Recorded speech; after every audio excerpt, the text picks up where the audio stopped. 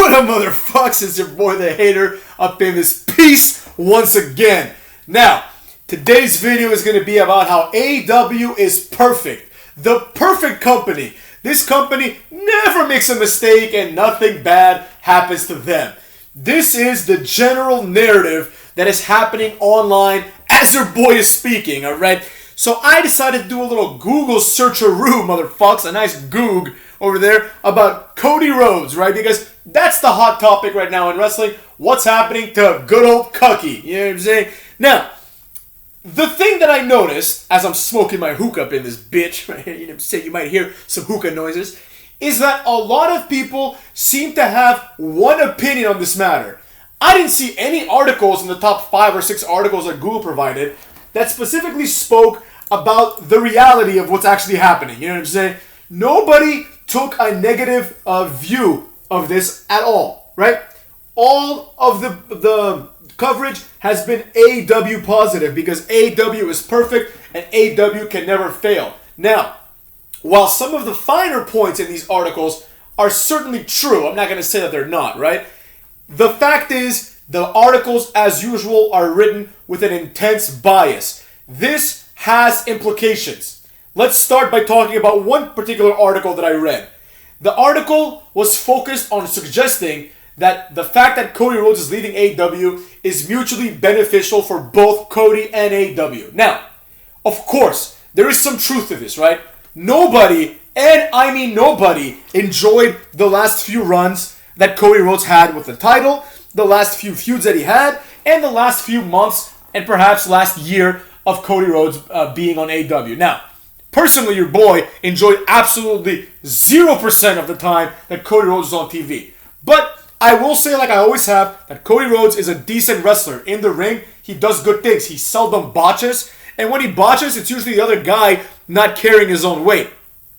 Furthermore, Cody Rhodes, I hate to admit it, has some star potential. I've always been consistent about this, motherfucks. Though he's a cuck and he is undesirable for me to watch, I've always conceded that of everyone in Aew, except for, of course, Jericho, Cody Rhodes is the one with the highest level of star power. After all, the entire premise of Aew is centered around the fact that Cody Rhodes is their star. Kenny Omega was like their secondary star, but the first year or so was pretty much Cody Rhodes and Jericho. That's all Aew was, and quite frankly, that's all it should ever be. Now, with that being said, this article, instead of saying it like it is, and saying that, of course, there's benefits to Cody Rhodes leaving, because that opens up the door for people like, I don't know, Keith Lee or Andrade, who's been on TV like maybe 10 times the entire time he's been in the company, and about 8 or 9 of them have been him like just hanging out with Matt Hardy, speaking broken English, right, making like these business deals. Like all of a sudden his character, he's a businessman. He's had like one match with Evan Bourne. Like, who the fuck cares? I'm already over Andrade, you know? They brought him in as like a big deal, but he hasn't done anything. That's like Aew's biggest problem, but that's neither here nor there. The reality is this. Cody Rhodes leaving is a huge deal. It's a huge negative for Aew. But the implication of this article and many others were making was that Cody Rhodes, while being necessary and obviously sufficient to start Aew, to get butts in seats, turns out he really wasn't quite the draw that we thought he was, right? Turns out that his work is now done and he can move on to greener pastures. No hard feelings. Aew will be alright. These people are living in fantasy land, motherfucks. In the real world, where me and Vince McMahon live, here's how it goes. Cody Rhodes, after betraying Aew, as far as I'm concerned, as far as your boy's concerned, Cody Rhodes is nothing more than a fucking traitor, alright? So the fact that he's going to WWE, while good for WWE, obviously, right? In my opinion, Cody Rhodes should not be rewarded for his betrayal. In my opinion, Cody Rhodes should go to WWE, have his obligatory feud with Nakamura or Randy Orton. That's where he's going to end up. And then eventually, he should be out there tag teaming with Madcap Moss and Baron Corbin as like quirky Cody Rhodes or something goofy like that, alright? That's where he's headed. Doesn't really matter, you know? He's in it for the money. Of course, he's a grown man now. He's got a family. You know, he wants to make a lot of money, and he's not going to do that in Aew. Now, the article that I read was suggesting that because people like Daniel Bryan and CM Punk and fucking Adam Cole, of all people, are in the company now, Cody suddenly is not at the top of the card. Yes, he is, motherfucks. Cody Rhodes is more important than all those people combined to AEW. As a matter of fact, a lot of people who keep clamoring on about how AEW has so many signings now, they don't need Cody Rhodes. The people that they point to are people like Malachi Black, Andrade, Miro, who hasn't been on TV for about 9 months, right? All these jobbers. You know, the reality is this. There is some stock in being Cody Rhodes. Number one, of course, you have the fact that he's the son of Dusty Rhodes. That right there is enough to put him over. Two, Cody Rhodes, unlike everyone else that I just listed, except for maybe CM Punk and Daniel Bryan, I guess, even those guys, I mean, let's be real, they're all part of the same boat. They're part of the WWE isn't using me enough boat, right? Daniel Bryan, same shit. He didn't win the title, beat it. He left, right? Good for him. He's obviously their biggest name, if you will, right? He's the only one that WWE stars might actually care about not wrestling in WWE. CM Punk hasn't been wrestling in a long time, and he's already fallen flat as far as your boy's concerned.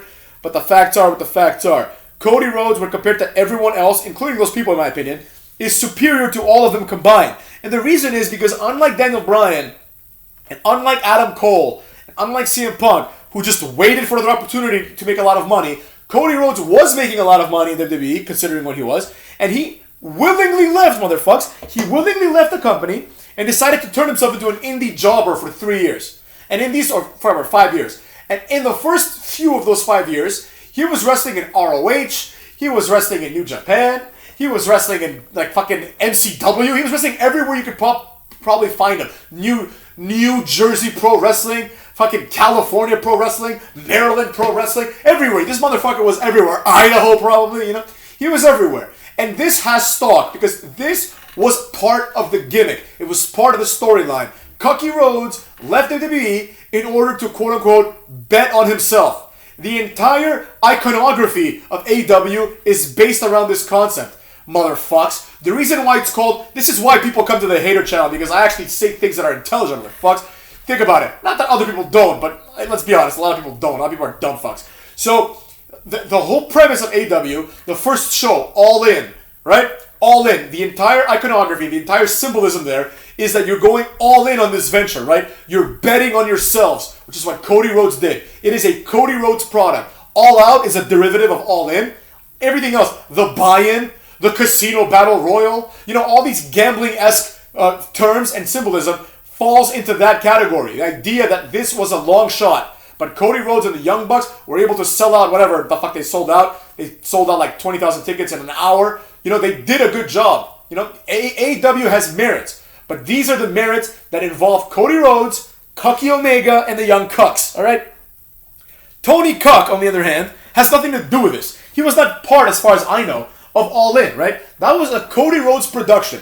Then they realized, there's some success here. We can make a company out of this. We don't have the money to do that. So here's this idiot with seemingly indispensable income given to him by his dad. Nothing wrong with that. I'm not one of those people that's like, he got an offer from his dad, he didn't earn it, so what? Who gives a fuck? His dad earned it. Deal with it, motherfucks. But the fact is, this is like a joke project for Tony Khan, right? And if you read the interview like I did, where his father, Saad Khan, whatever, the elder Khan, he's like, I'm an older man. He's like in his 60s, maybe even 70s, right? He's like, I'm going to die one day, and my kids are going to inherit my business, and they're going to get all my money. But while they're still young, and while I'm still young, right, I want them to enjoy the money that I've made and do something with it now, right? Experiment, have fun, right? So this is like a joke. It's something that he's doing for a hobby, which good for him. It's a hobby. It's providing us with content. It's providing us with some sort of entertainment, and it's providing Cody Rhodes with a career renaissance. So the articles, though, they are portraying it as if Aew is perfect, and this is not the dagger to the heart that it obviously is, right? Let's be real, motherfucks. Let's be real. With Cody Rhodes leaving, the long-term prospects of AEW are shot to shit. You could have had an opportunity, right? If these people and this company had solidarity, there could have been an argument to be made about the fact that Cody Rhodes, Kenny Omega, Jericho, all these people, right? I thought Jericho was going to be the first one to leave. But all these people are sticking with AEW. Big Show, Mark Henry, they're coming because they believe in AEW. They're not just here for a paycheck, right? They're not just here to boost their profile so they can come back. Like when Christian went to TNA, right? It felt like he was making the choice to go with the future of wrestling, right? Now, of course, everyone knew that WWE was not going to be overtaken by TNA. But the fact was, it wasn't this demotion. Christian knew that he would go from mid-carder to main eventer in TNA. But the facts were what the facts were. Christian was way over back then. He was more over than Cody Rhodes. He was more over than Daniel Bryan. He was more over than CM Punk. He was more over than all these people. Now I know you're thinking, no, he wasn't. People keep chanting CM Punk. Yes, people keep chanting CM Punk. But it's like 2 million people that are watching wrestling. When Christian left, there was like 6 million people. And he was arguably the most over guy at the time. Right? Or at least one of them. Like, we're talking about a time when people in the company included Shawn Michaels, Brock Lesnar, well, that was later when he came back. Shawn Michaels, Undertaker, Edge in his prime, Cena, you know what I mean? Booker T, and Christian was one of the most over guys, you know? And Kurt Angle as well. Like, he was one of the most over guys in that company. So, he came and it felt like a big deal because it's like the most, sure, it's not the world champion, but it's one of the most over guys in the other company is electing to go to this inferior company, right? That's how it felt, to a lesser degree, of course, when Cody Rhodes and these people decided, like Kenny Omega, which was like the number one indie guy. Again, he wasn't over, like nobody knows who he is in the real world, but he's a big deal, and he was going to get way more than 6 figures. Same with Adam Page, same with the Young Bucks, right? They elected to go elsewhere, right? They believed in the product. This can inspire people like Sami Zayn, Darby Allin, and MJF. They might think, well, wait a second. I could, like, if you're MJF, you might think, I could sign with WWE, go to NXT and have a run like EC3 or maybe LA Knight. Or I could make a little bit less money, right? More than enough to sustain his lifestyle. I'm sure he's making like $400,000, $300,000 easily, right? More than enough money to be well off, right? All he needs is like $100K, honestly, right? Like, that's way more than he's ever made in his life in the indies. So he can show up and he can be like, but the upside is insane, right? The upside is insane. I could become the number one guy here. And if this company overtakes WWE, I can be the guy that did it. I can go down in the annals of wrestling history. That's what people were thinking. People like Sting are coming for the money. A lot of people are coming for the money. But people like Jericho, for example, who's obviously, all these people are rich. But Jericho, who's rich, probably richer than Sting. I mean, like, let's be real. He's been around for so much longer. And, you know, in a time when there was a lot of money in wrestling, right? Sting's also a multi-millionaire, don't get me wrong. But the facts are what the facts are. Jericho, who's had a long WWE career, came in and he said, I think it was with like Bubba Ray Dudley or something in some interview, where he was like, look, he's like, it might be a long shot basically, but what if it happens, right? If it happens, I've done something incredible. Something that no one else has done. He didn't say it like this, he said it in a more humble way. But basically the point is, he's done something that the Rock didn't do, that Stone Cold didn't do, that Hogan didn't do, right? Hogan went to WCW and they lost. So it's like he could do something that no one else has done. He's doing it for his legacy. He actually has a level of belief in the product, right? Because at the end of the day, if there comes a point where AEW were to overtake WWE, everyone's going to say, all of this is because of Jericho. Because if it weren't for Jericho, nobody would fucking tune in to watch Darby Allin and Kip Sabian. You know what I'm saying? Nobody knows who the fuck these guys are. Sure as shit, nobody would go to watch Shawn Spears. So here we are, cuckolds. It's as simple as that. Cody Rhodes appeared to be, based on his executive vice president role, along with the other EVPs, he appeared to be someone that believed in the company. But when this guy stops believing, what evidence do I have that Kip Sabian isn't just waiting? He's just an AEW biding his time, waiting for John Laurinaitis to call his ass, right? That's what he's doing for sure. You know, like I know that. I've been saying for years now that, of course, Jungle Boy, Brian Pillman, fucking MJF, Darby, these people are going to go to WWE eventually. They're not. Jungle Boy's dream was not to go wrestle for AEW. His dream was to go wrestle for WWE, and he will make it. Marco Stunt's gonna join his ass too, I bet. So what I'm saying here, motherfucks, is actually quite simple. The loss of Cody Rhodes is huge, and nobody is acknowledging it for what it is. They act as if like the company had already exceeded expectations, right? And then one of their guys left. No, the company's in the red. It's not profitable yet. It's bleeding money by hiring people like Keith Lee, who honestly are never going to amount to anything. Like, we've already seen Keith Lee. That's the problem with people like Keith Lee. It's like, we've already seen Keith Lee. We've already seen Malachi Black. We've seen these guys. There's nothing more, and there's nothing less. If Karrion Kross appears there, people are going to pretend it's a big deal, but I am going to know. We've already seen this motherfucker. We've seen what these people do. We've seen what Keith Lee can do. He can do a lot of things. But we've seen it, motherfuckers. There's nothing more to it. You know? Whereas, for example, when Christian goes to TNA. You're like, oh, what the fuck's he going to do now that he has the mic and he's going to be a main eventer? He's going to cut better promos, all these other things. Right? He's going to have better, longer matches because he was always great in the ring. Same thing with Kurt Angle. When Kurt Angle leaves, Kurt Angle's primarily known for being like probably the best in-ring guy of all time. So when he leaves, you're like, all right, I'm tired of seeing Kurt Angle versus like fucking Daivari, right? Nobody wants to see that shit. But in TNA, you can see Kurt Angle versus AJ Styles, and we did. You can see Kurt Angle versus Samoa Joe, and we did. You can see Kurt Angle versus Sting, and we did. You can see Angle versus Christian, and we did. You see what I'm saying? You can see Angle and some jabron against the Dudley Boys, and we did, right? So the point I'm trying to make is this. There was a reason. There was something to look forward to. What is there to look forward to with Malachi Black debuting on AEW? Or Andrade? Or Keith Lee? Nothing. Keith Lee's going to have his little matches. He's going to do his 5 moves. He's going to say, bask in my glory. People are going to cheer for him. And eventually, he's going to have a Cody Rhodes-like career. He's going to win the TV title, I'm sure, at some point. And that's it. And that's all he needs. And that's all he deserves, motherfuckers. Because you have to be continuously evolving and continuously good to be a wrestler. And if you don't have those capacities, the booking has to be on your side. Like, of course, Keith Lee can become the next John Cena if they book him like the next John Cena. John Cena, even though he's great on the mic, he's better than Keith Lee and like everything. But it would behoove me to pretend that John Cena achieved everything he did on his own merits. But of course not. Obviously, the booking helped a lot, right? You know, you can look at Randy Orton. He has shit booking. He doesn't have much of a personality. He's a legendary wrestler. He's good in the ring. Right, but he's boring. Like nobody looks forward when they turn on Monday Night Raw to see Randy Orton. Nobody cares. You know, nobody cares about Keith Lee the same way. People care about things that make things happen and people that make things happen. And one of those people for AEW was Cody Rhodes, because the question always was, what's next for Cody Rhodes? Is Cody Rhodes, motherfucks, going to like eventually go after the title? Is he gonna have a feud with Kenny Omega? Are they gonna do like a Bullet Club, versus Cody Rhodes feud, like a real one, right? A lot of things that were supposed to happen with Cody Rhodes just did not happen. And the facts are what the facts are. Everything Cody Rhodes said was a lie. Now, of course, life is long and people are prone to make errors. But I'll say like this. It's also possible that Cody Rhodes, at one point in his life, came out and was like, I'm going to start a wrestling company. Then maybe he was really inspired and he thought it was going to be a big deal. And what happened was he realized it wasn't going to happen. It just wasn't going to happen. AEW was not going to be that company. Maybe he had certain goals in mind. Maybe he thought that, they would be like at 2 or 3 million viewers maybe by this point. And they're not. They're around 1 million, usually less than 1 million, right? So he's like, oh, fuck, all right, that experiment didn't work. I'm 35, which is like, according to many, the prime of a wrestler's career. So he's like, I'm in my prime of my career. I can't stay here until I'm 40, because then Vince doesn't want me at 40. I mean, he might, but he might not, right? So he's like, while I'm still in my prime, I'm going to go to the other company and actually go build my legacy, right? That's possible. It's possible that happened.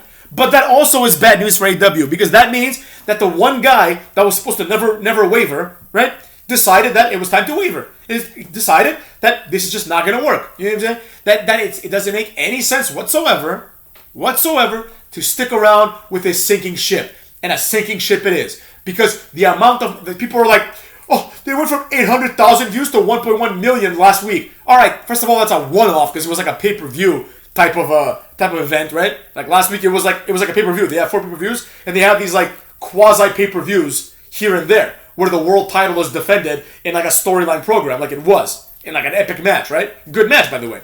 So let's see what Rampage draws, motherfuckers. Rampage draws like 500,000 people. It's like months away from being off TV at this point. You have to consider the truth and the reality of things, right? You have to consider what the hell is going on. And what's going on is plain as day, but nobody wants to see it. They want to pretend that this was a good thing for AEW because now they can focus on their other talent. What other talent?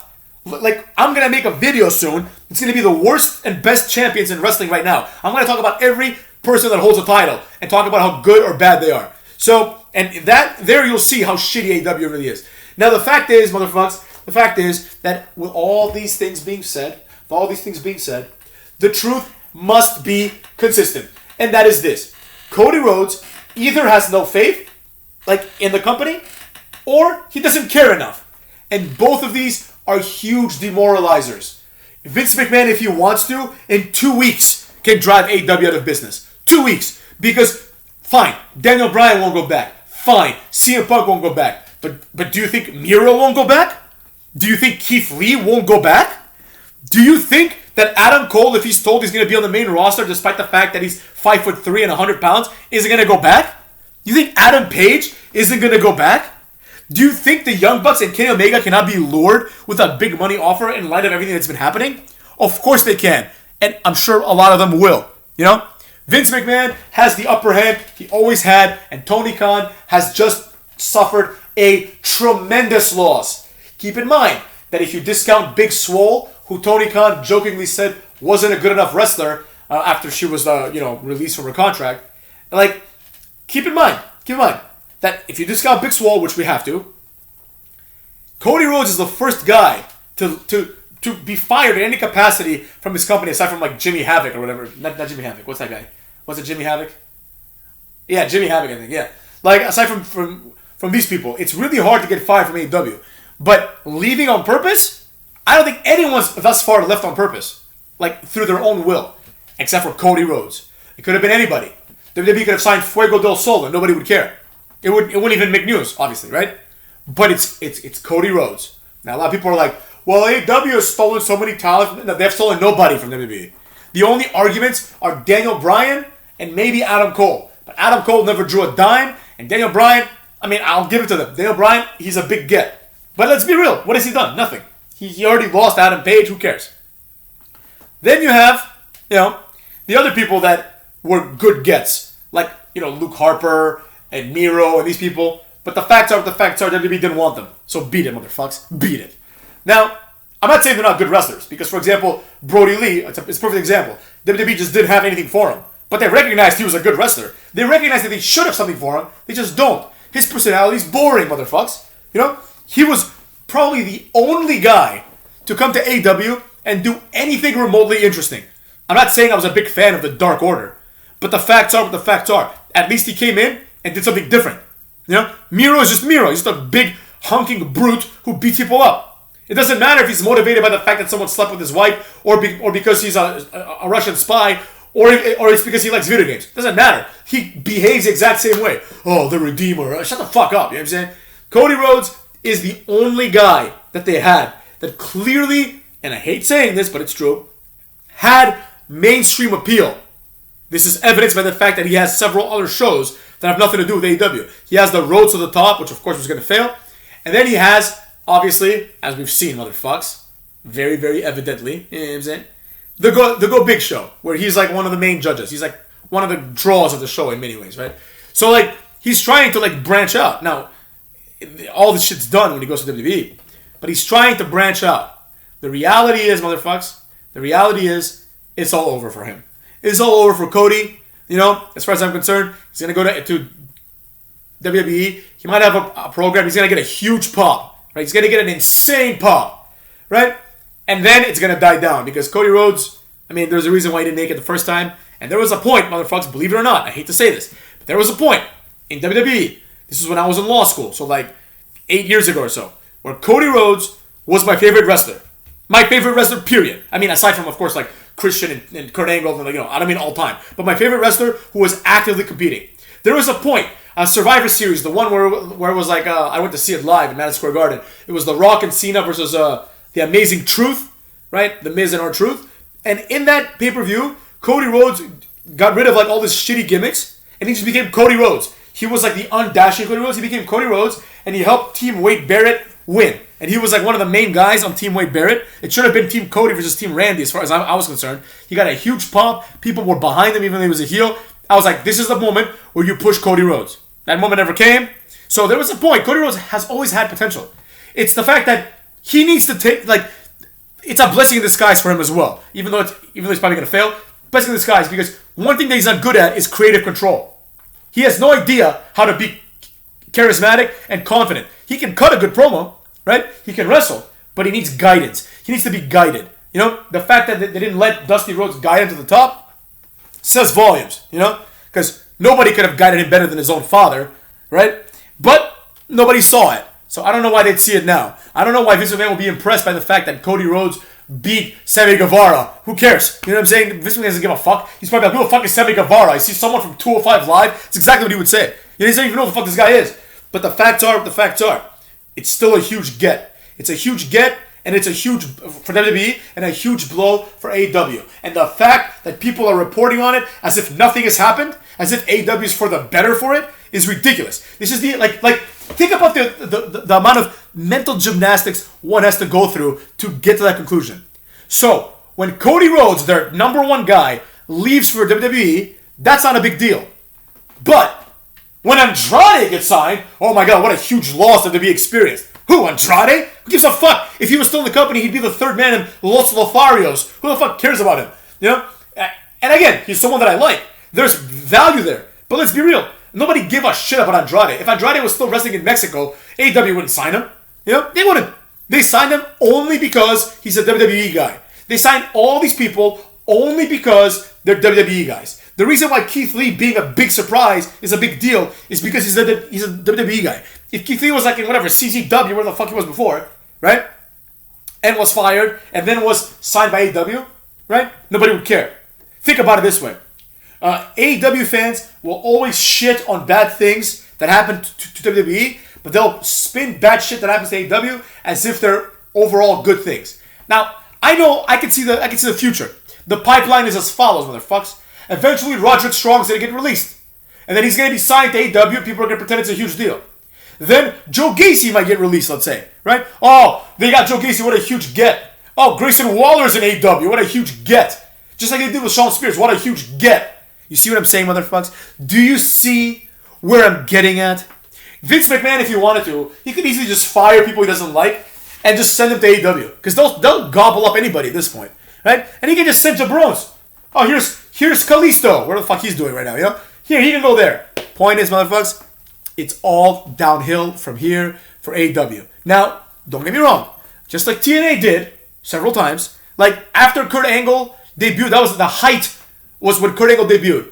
Then you had people like Hulk Hogan come in, that was another height, if you will. Then it was all downhill from there. It reached its climax, and then all of a sudden, things like Booker T debuting meant nothing anymore. It didn't mean shit that Booker T is there.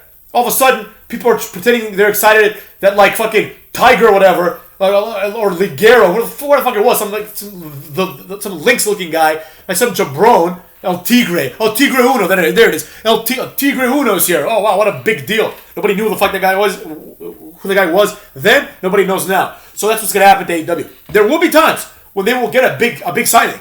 Like it'll be like, holy shit, how did they get this guy? But it's never going to get bigger than Daniel Bryan and CM Punk. It just can't. It can't. They're never going to sign The Rock. They're never going to sign fucking Roman Reigns. You know, like the only thing that and their way to get him is gone now with Cody Rhodes. But the only way they could have made an impact would be like if Randy Orton, after his current contract is up, or like AJ Styles, someone like that, they decide to go do like a year or two in AEW. Right? That's a big get. Randy Orton is like the best wrestler ever to some people. So that would be a huge get. And that's it, motherfuckers. And even then, none of the people that I mentioned, literally 0% of them, Randy Orton, fucking Daniel Bryan, CM Punk, none of these guys compared to Hulk Hogan and Sting and Kurt Angle. None of these people compared to Kurt Angle as a get for TNA. And look how that went down. It is impossible to compete with WWE unless you do something different. And AEW, after all their promises of different, they've done nothing different. As a matter of fact, the AEW fans are just like the WWE fans, in that they defend everything WWE does and condemn everything that AEW does, but in reverse. They just condemn WWE and they reward AEW even when AEW sucks ass. And with that, motherfucks, I'll talk to you cucks later, bitches.